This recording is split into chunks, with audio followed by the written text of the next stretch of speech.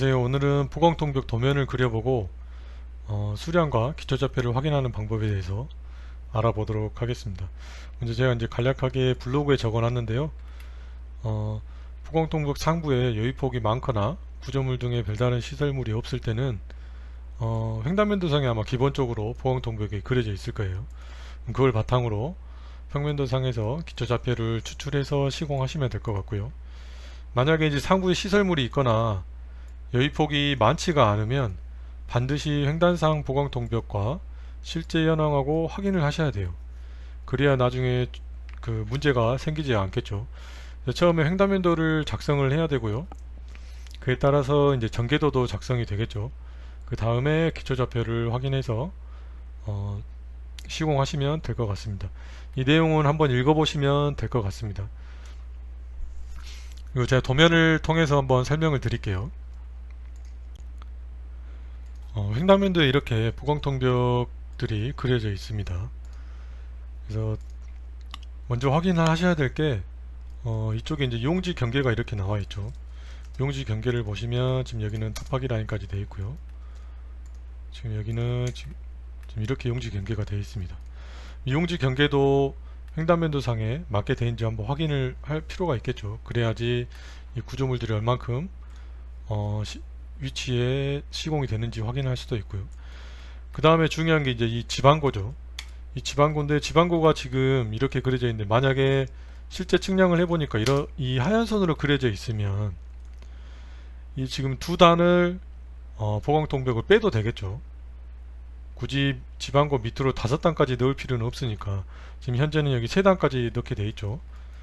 지금 보통 3단 정도 돼 있으니까 어, 밑에 5단까지 넣을 필요가 없기 때문에 그런 건 지반고를 확인해서 시공하시면 될 것 같아요.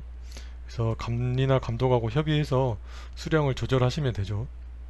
그리고 혹시 구조물이 중간에 혹시 들어가는 게 있는지 아니면 지하 지작물들이 있는지도 한번 확인을 하셔야 되고요. 그렇게 해서 보강통벽을 그리시면 되죠. 지금 이제 이쪽에 상단에 보면 옹벽이 또 들어가죠. 여기 같은 경우는. 그리고 여유폭이 그렇게 많지는 않은 것 같습니다. 여기 도로가 옹벽으로 되어 있는 거 보니까 그렇게 많지는 않은 것 같고요. 그래서 이런 경우에는 웬만하면 보강통벽 자체를 이제 용지 경계가 여유가 있기 때문에 뭐 이런 식으로 약간 이동을 해도 괜찮을 것 같아요. 도로는 이동하면 안 되겠죠.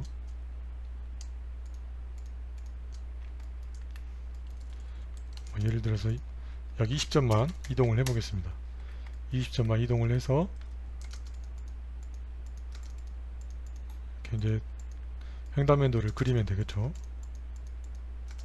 이렇게 해 놓으면 아까보다는 조금 더 여유 폭이 더 생기겠죠. 뭐 이런 식으로 조정을 하시면 될 것 같아요, 여러분이. 그래서 만약에 이쪽에 이제 새로 보강통벽이 들어간다고 가정을 하고 하나 그려보도록 하겠습니다. 뭐 용지 경계가 이쯤 있다고 할 때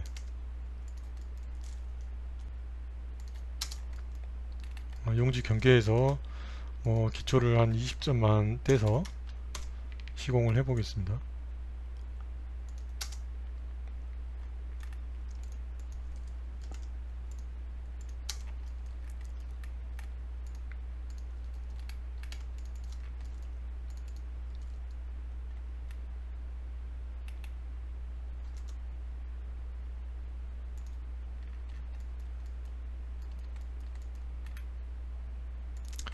붙인 길이를 한 3단 정도 조정을 했습니다.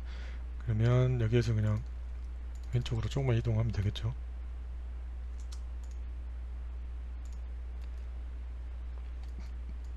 뭐 이런 식으로 시공을 해도 되겠죠. 그렇게 해서 위에 이제 보강토는 더 맞추면 되겠죠, 여러분이 이제.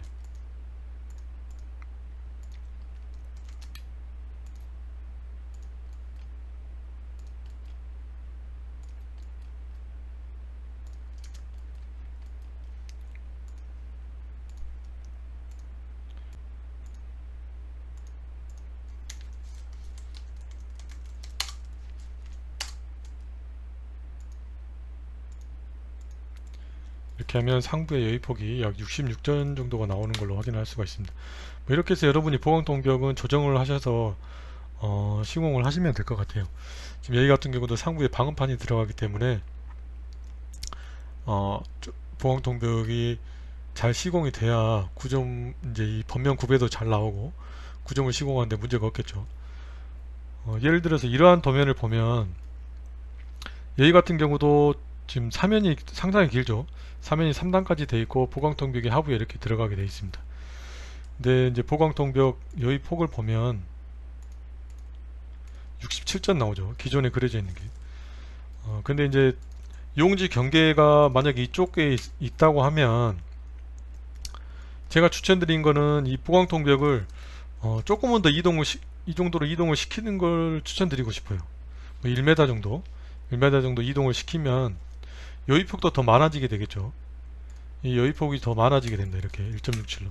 그러면 나중에 이제 추가적으로 이쪽에 뭐 유형 축구를 한다든지 그런 일이 발생을 할 수도 있거든요. 배수 문제 때문에 유형 축구도 시공이 가능해지고, 그 다음에 이제 뭐 이렇게 넓히면 토공량이 약간 늘어날 수도 있겠죠. 이쪽에 토공량이 늘어날 수도 있지만 사면 구배를 좀 더 완만하게 하시면 되죠. 그냥 사면 구배를 조금 더 완만하게 해서 시공하시면 되죠. 사면 구배를 완만하게 시공을 하시면 되고, 그러면 좀 더 번면이 안정적이 되니까, 그리고 시공하는데도 좀 더 여유폭이 생기고요. 이게 이제 보강통벽이 있는 잘못 시공하게 되면, 여유폭이 없이 시공하게 되면 추후에 이제 토공할 때도 이 번면 구배가 조금 더 급해지는 경우도 있습니다.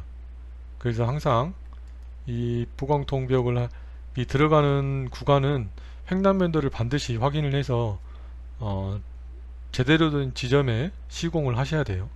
그리고 이제 보강통벽 기본적으로 이제 단면도와 전개도가 있죠. 단면도하고 전개도가 있습니다. 이 단면도에는 보강통벽이 해당하는 그 단면에 대한 상세도가 이렇게 나와 있고요. 전개도는 그 측정별 거리에 따라서 보강통벽이 어떻게 어떤 모양으로 들어가는지를 확인을 할 수가 있습니다. 이렇게 확인을 할 수가 있어요. 그래서 이 전개도를 보통 보시면 이 각 측정별로 이렇게 레벨이 나와 있습니다. 레벨이. 근데 이 레벨들이 그 실제 현황하고 거의 맞지가 않을 거예요. 제가 해본 결과는 거의 7, 80% 이상 되는, 제가 경험했던 현장은 7, 80%가 다 맞지를 않더라고요. 그래서 그런 여러분이 측량을 하셔가지고 맞히시면 될 것 같아요. 예를 들어서 하나만 해보겠습니다. 여기 지금 80체인인데요. 60체인을 해볼까요? 60체인의 옹벽 높이가 4.4m고요. 그다음에 하단고와 상단고가 이렇게 나와 있습니다. 옹벽의 하단고는 지금 이쪽에 하단, 제일 밑에 있는 하단고죠. 상단고는 이쪽이 되고, 그래서 이렇게 그려보면 4.4m가 나오죠. 4.4m. 그래서 4.4m가 이렇게 나오고요. 이 레벨만 이제 확인하시면 되는데요. 레벨을 한번 확인해 보도록 하겠습니다. 60체인을 가보면요. 지금 이쪽에 이렇게 옹벽 하단고가 이렇게 있죠. 하단고를 찍어보고 0.527이네요. 0.53이죠. 그러면 202.88입니다. 202.88. 3점 차이 나네요. 88.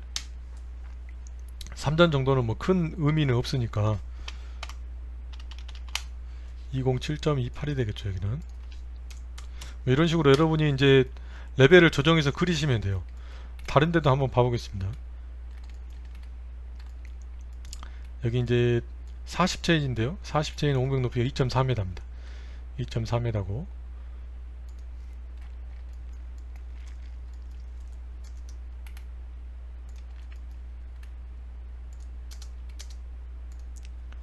.119네요.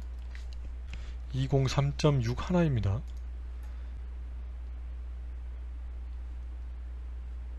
그리고 이제 보강통벽에 들어가는 이제 칼라 보강토도 있죠. 이 무늬가 있죠. 무늬. 이 무늬는 이제 제가 그린 건데요. 이 무늬도 이제 여러분이 한번 확인을 이렇게 그리셔가지고 무늬 배치도 한번 해보시는 거를 추천드립니다. 이렇게 어디에 어떻게 들어가는지. 이 무늬는 이제 현장마다 다 다르기 때문에 여러분이 직접 그리시면 되겠죠. 그리고 이 중간에 보시면 이렇게 박스도 들어갑니다. 여기는 박스도 들어가니까 이 박스 같은 경우는 암과 일반도를 확인하셔 가지고 레벨이나 그런 것도 미리 확인을 하셔야 되겠죠. 그리고 보통은 박스를 먼저 시공하기 때문에 박스 현장에 시공된 레벨을 확인하셔서 다시 이제 이 도면에 입히는 게 훨씬 낫겠죠. 이 전개도가 이렇게 해서 완성이 되면 보강통벽 수량은 전개도의 면적으로 구하시면 돼요. 지금 이렇게 노란 박스를 제가 해놨는데요. 이 노란 박스 전체 면적을 이렇게 하셔가지고 이 면적을 구하시면 됩니다. 이 면적이 지금 이렇게 면적이 나오죠. 이 면적이 보강통벽 수량이 되겠죠. 보강통벽은 해배로 산출이 되기 때문에 그렇게 해서 산출을 하시면 되고요. 이게 이제 다 그려졌다고 하면 기초좌표를 또 이제 확인을 할 수가 있겠죠. 기초좌표를 한번 확인을 해 보겠습니다. 좀 전에 이제 횡단상에서 보강통벽을 다 그렸으니까 그렇게 되면 지금 기초좌표는 저번에도 말씀드렸듯이 횡단상에서 이렇게 주우시면 돼요. 이 40체인이 5.33입니다. 40체인이. 그러면 이제 평면도로 가셔가지고 40체인에서 그대로 이 노선에 그려져 있는 노선의 수직 방향으로 가시면 되죠. 수직 방향으로. 그래서 5.33. 이쪽에 이렇게 기초좌표가 이렇게 찍히게 됩니다. 그 다음에 60체인도 가보면요. 5.44.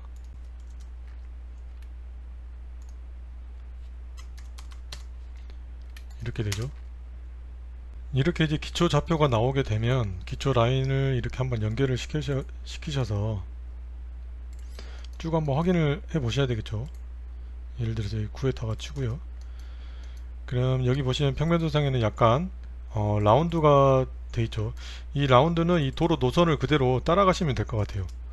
도로 노선을 그대로 따라서 이 기초 시공할 때도 반영하셔서 이렇게 라운드를 주시고 그 노선 방향에 맞게끔 하시면 될 것 같습니다. 그렇게 해서 기초를 시공하시면 될 것 같아요. 레벨은 횡단면도 상에서 레벨이 있기 때문에 뭐 여기서도 레벨을 이 하단 레벨을 이 기준 레벨이라고 판단하셔서 구하시면 되겠죠. 그러면 203.41에서 0.83을 빼면 기초 잡히는 202.8 202.58이 나옵니다. 여기는